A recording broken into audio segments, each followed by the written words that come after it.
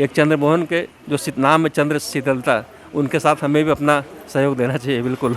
हर हर महादेव। महादेव, जय भोलेनाथ। प्रिय बंधुओं, मैं आपका अपना उज्जवल सेरागांव। चलिए, आज मैं जुड़ा हुआ हूँ हमारे एक वरिष्ठ पत्रकार हैं, तो थोड़ा सा मैं इनसे जानने का प्रयास करूंगा जो हमारे पहाड़ की सौंदर्य है, किस तरीके से जो यहाँ पहाड़ में क्या क्या हमारे यहाँ बदलाव होने चाहिए, और पहाड़ में आकर इन्होंने क्या चीज़ नई ऑब्ज़र्व की और इन्हें किस तरह का माहौल अच्छा लगा। तो सर, सबसे पहले मैं आपका नाम जानना चाहूँगा। आपका नाम?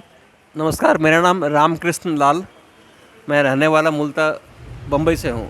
पैदाइश बिहार की है, बट पिछले 32-40 साल से बम्बई में हूँ, पत्रकारिता करता हूँ। घूमता बहुत हूँ मैं, कश्मीर कन्याकुमारी तक घूम चुका हूँ। यहाँ पहली बार अच्छा लगा। एक तो यहाँ पर सब कुछ बिल्कुल प्राकृतिक है, कुछ भी आर्टिफिशियल नहीं है, नकली और बनावटी कुछ नहीं कि पाइप से पानी गिर रहा है या ये बहुत साफ चकाचक रखा हुआ है। जैसा है वैसे ही है प्राकृतिक, और प्रकृति जो चीज़ हमें अपने रूप में देती है वो ज़्यादा अच्छा लगता है। सर, मैं आपसे ये भी पूछना चाहूँगा, जिस तरीके से आपने देश विदेशों में आप घूमे हो, आपने सारे देशों के एक तरीके से मैं कहूँ सारे राज्यों में आपने यात्रा की है सर, लेकिन आज जो वर्तमान स्थिति में सर देश में क्या माहौल चल रहा है सर? हमारा जो देश जाना जाता था एकता और भाईचारे के लिए, अंग्रेज़ों ने किया था अपने समय में शासन करने के लिए, हिंदू मुस्लिम को बांट दिया था। बुरा लगता है कि आज वो स्थिति है। कौन कर रहा है इससे मतलब नहीं है हमें, आज वो स्थिति है। हिंदू मुस्लिम अलग नहीं होते, सिख ईसाई अलग नहीं होते, सब इंसान होते हैं। मजदूर किसान समिति के जो राष्ट्रीय अध्यक्ष श्री चंद्रमोहन जी हैं, जो वो पहाड़ को लेकर एक प्रयास कर रहे हैं कि पहाड़ में, जैसे आज मैं सबसे बड़ी समस्या बताऊं तो यहाँ पलायन की सबसे बड़ी समस्या है कि उत्तराखंड में अगर उत्तराखंड वासियों को ही 99% रोजगार मिले सर, तो क्या इससे हमारा जो पहाड़ का पलायन कुछ रुकेगा सर? रोज़गार मिलना चाहिए और बढ़ावा मिलना चाहिए इसको। राज्य सरकार को भी, केंद्र सरकार को भी बढ़ाना चाहिए कि लोग यहाँ से जाए नहीं। हमारा घर हमारे लिए सबसे बड़ा स्वर्ग होता है। हम छोड़ के दूसरी जगह जाते हैं और वहाँ गिने जाते हैं प्रवासी मजदूर, प्रवासी। जबकि हम अपने देश में प्रवासी कैसे हो सकते हैं? कश्मीर से कन्याकुमारी तक हम भारतीय हैं, प्रवासी तो हो ही नहीं सकते। इसलिए हमें काम के लिए बाहर जाना नहीं चाहिए, अपने जगह पर काम करना चाहिए। तो पत्रकार साहब, मैं एक चीज़ और पूछना चाहूँगा, जैसे उनका पूरे देश में एक अभियान चल रहा है कि जो मजदूर है, जो किसान है, कि शिक्षा और चिकित्सा, पढ़ाई और दवाई एक समान और फ्री हो, एक समान और फ्री हो। सर, जिस स्कूल में हमारा एक नेता का बच्चा जाता है, उस स्कूल में हमारा एक मजदूर का जाए, उस स्कूल में हमारा एक किसान का जाए, मतलब कश्मीर से लेकर कन्याकुमारी तक एक बोर्ड हो, शिक्षा एक समान हो। तो अगर जैसे माना जिस स्कूल में हमारा नेता का बच्चा जाता है, उस स्कूल में मजदूर का जाए, किसान का जाएगा, तो क्या इससे हमारे देश में कुछ खुशहाली आएगी सर? एक्चुअली हमारे देश में जो होना ये चाहिए कि माध्यमिक तक, 12वीं तक की पढ़ाई हर किसी को, चाहे वो लड़का हो या लड़की, उसको निःशुल्क होना चाहिए, फीस नहीं लगनी चाहिए।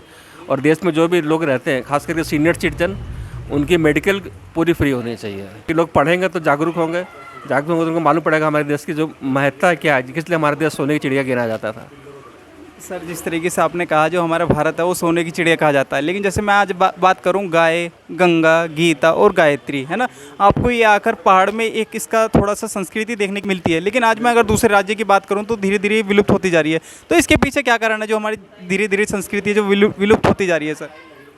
इसका जो है एक तरह से कहा जाए तो एक लालच है लोगों में कि हम अत्याधुनिक हो रहे हैं, सब कुछ चेंज कर रहे हैं, बट कुछ चीज़ प्राकृतिक ही अच्छी लगती है। हम पहाड़ों को नकली पहाड़ नहीं बना सकते। दुनिया के कोई भी आर्ट डायरेक्टर पहाड़ हिमालय नहीं बना सकता, ना फिल्म के लिए ना नाटक के लिए, वो प्राकृतिक ही होता है। तो हमको प्रकृति से छेड़छाड़ नहीं करनी चाहिए। बस जो जैसे चंद्रमोहन जी हैं सर, जैसे यहाँ पहाड़ों की साफ़ सफाई हो गई, वृक्षारोपण हो गया, है ना, थोड़ा सा बच्चों की शिक्षा हो गई, चिकित्सा हो गया, युवाओं को नशे के प्रति जागरूक कर रहे हैं सर वो, जैसे, है ना, तो इसके लिए सर, उनके लिए आप क्या कहोगे सर?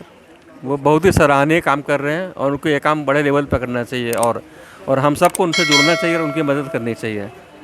एक चंद्रमोहन के जो नाम है चंद्र शीतलता, उनके साथ हमें भी अपना सहयोग देना चाहिए। बिल्कुल सर, जिस तरीके से अगर मैं बात करूँ, जो मेरठ है सर, अगर आपने मेरठ का नाम सुना हो सर, तो मेरठ में उन्होंने विश्व का सबसे ऊंचा भारतीय तिरंगे की स्थापना की है, और एक जो हमारे गुमनाम क्रांतिकारी हैं, चाहे वो हमारे बंगाल के हों, चाहे हमारे उत्तर प्रदेश के हों, चाहे मतलब महाराष्ट्र के हों, मतलब कहीं के भी हों, एक उनका भव्य निर्माण का पार्क बनाया कि ताकि जो हमारी आने वाली पीढ़ी है उसके मन मस्तिष्क में उनके प्रति ये जान सके कि कौन थे ये लोग। तो अगर जैसे उनका पार्क बनेगा तो जो हमारी आने वाली पीढ़ी है उसके मन मस्तिष्क में किस तरह का मैसेज जाएगा सर? अच्छा है इस तरह के कार्य होने से लोगों को हमारे इतिहास के बारे में मालूम पड़ता है। सिर्फ भगत सिंह, आज़ाद और जो भी नाम है तथाकथित, उन लोगों ने आज़ादी के लिए लड़ाई की, उनके पीछे बहुत सारे लोग जो गुमनाम हैं और देश को में उनका बहुत योगदान था, उनका, उनके परिवार का, उनके वंशजों का, उनके पूर्वजों का। तो हमें उन सबको जानना चाहिए और उनकी इज्जत करनी चाहिए हमें, और उनके जो अभी लोग रह रहे हैं अगर वो ज़रूरतमंद तो उनकी मदद भी करनी चाहिए। तो ये थे मेरे साथ में वरिष्ठ पत्रकार, मैं आपका अपना उज्जवल सेरा गाँव। जय हिंद, जय भारत।